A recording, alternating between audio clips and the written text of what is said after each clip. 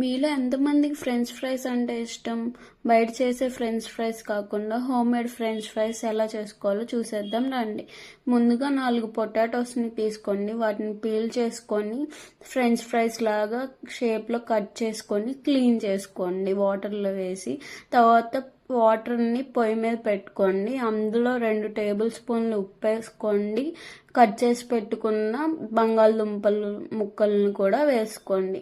వాటిని బాయిల్ అవ్వనివ్వండి. అంటే 80% ఉడికితే సరిపోతుంది. చూసుకోండి, మెత్తగా అయిపోయిందంటే బాగోదు.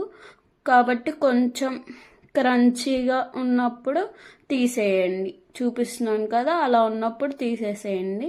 తీసేసి ఒక బౌల్లోకి వేసుకొని ఇప్పుడు కారం తగినంత వేసుకోండి. ఉప్పు కొంచెం యాడ్ చేయండి. ఫస్ట్ వేసింది కాకుండా కొంచెం యాడ్ చేసుకోవాలి.